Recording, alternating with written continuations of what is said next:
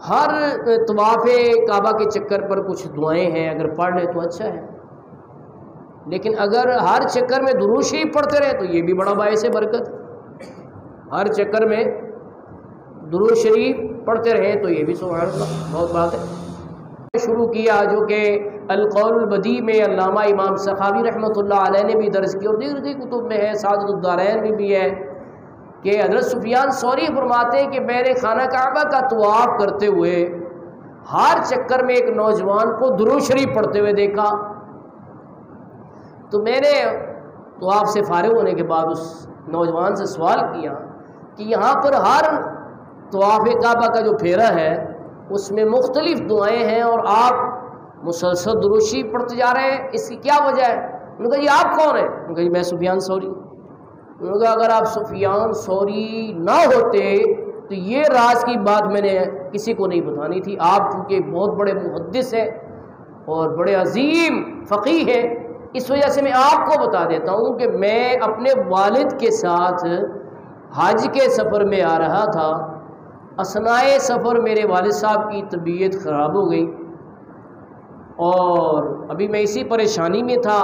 کہ ان کا انتقال ہو گیا، مزید فکر بڑھ گئی کہ اس ویرانے میں کیسے ان کی تدفین کا اہتمام کروں گا، ابھی اسی پریشانی میں ہوں کہ غسل کفن دفن کا بندوبست کیسے ہوگا، کہ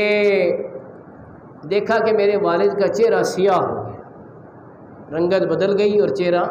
متغیر ہو کے بگڑ گئی۔ اب تو میں اور پریشان ہو گیا، کسی کو بلا کر لاتا ہوں، وہ میرے والد کا چہرہ دیکھے گا تو وہ مجھے بھی ملامت کرے گا کہ تیرا والد پتہ نہیں کیا گناہ کرتا تھا کہ چہرہ بھی کالا ہو گیا اور متغیر ہو کے چہرے کی صورت ہی بگڑ گئی۔ تو اس پر میں بہت گھبرا گیا، تو کہتے ہیں نیند تو سولی پر بھی آ جاتی ہے، تو مجھے اسی پریشانی میں نیند آ گئی۔ خواب میں کیا دیکھتا ہوں کہ ایک بزرگ تشریف لائے ہیں، سفید رنگ کا چمکتا دمکتا لباس انہوں نے پہنا ہوا ہے، نورانی چہرہ ہے، وہ آ کر مجھے کہتے ہیں کہ تم کیوں پریشان ہو؟ تو میں نے عرض کیا کہ میں کیوں پریشان نہ ہوں کہ ایک تو میرا والد فوت ہو گیا ہے،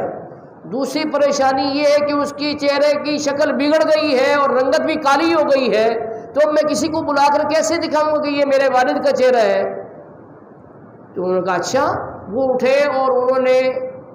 چادر ہٹائی میرے والد کے چہرے سے، دست مبارک پھیرا تو نہ صرف میرے والد کا چہرہ درست ہو گیا بلکہ 14ویں رات کے چاند سے بھی زیادہ چمکدار ہو گیا۔ اب وہ ہستی تشریف لے جانے لگی تو میں نے دامن پکڑ لیا کہ اس ویرانے میں جنہوں نے میری مدد فرمائی ہے ذرا تعارف تو کروا دیں کہ آپ کون ہیں اور اس مشکل کے عالم میں میری مدد کیوں فرمائی ہے۔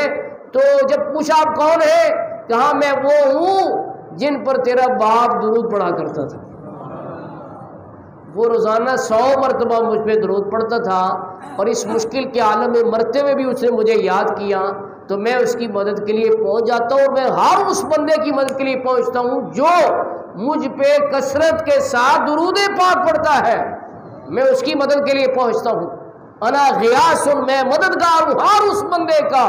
جو کثرت کے ساتھ مجھ پہ درود شریف بھیجتا ہے۔ تو عرض کہ یا رسول اللہ میرے والد کا گناہ کیا تھا جس کی وجہ سے اس کا چہرہ سیاہ ہو گیا؟ فرمایا کہ وہ سود خور تھا، اور جو بھی سود خور ہوتا ہے مرنے کے بعد اس کا چہرہ بگڑ جاتا ہے، اس لیے سود نہیں کھانا چاہیے۔ ہم نے گزشتہ جمعے میں بھی عرض کیا تھا کہ رسول پاک صلی اللہ علیہ وسلم نے خطبہ حجۃ الوداع میں سود کے حرام ہونے کا اعلان فرمایا تھا کہ سود حرام ہے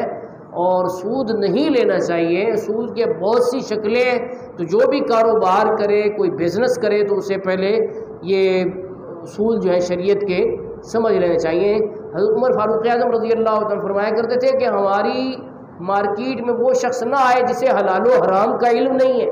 یعنی اگر تجارت کرنی ہے بزنس کرنا ہے تو پہلے حلال و حرام کا علم حاصل کرو کہ حلال کیا ہے حرام کیا ہے، ایسا نہ ہو بزنس کرتے ہوئے حرام کے اندر مبتلا ہو جاؤ۔ رقم آتی بھی ہر بندے کو اچھی لگتی ہے، تو سود کی صورت میں ہو تو مفت میں بھی اچھی آ رہی ہے، بہت آ رہی ہے، لیکن یہ نہیں جانتا کہ سود کو قرآن کریم میں اللہ اور اس کے رسول سے جنگ قرار دیا گیا ہے۔ تو سود اور اس کی مختلف شکلیں، یوجری، انٹرسٹ، اور مورگیج اور کئی ناموں سے ہیں، تو ان سے بچنا، نام کتنے بھی رکھ لیں اگر اس کی حقیقت وہی ہے، سود واری ہے، تو اس سے بچنا بہت ہی ضروری ہے۔ یہاں بچیں گے، قیامت والے دن اور قبر میں اور حشر میں آرام پائیں گے۔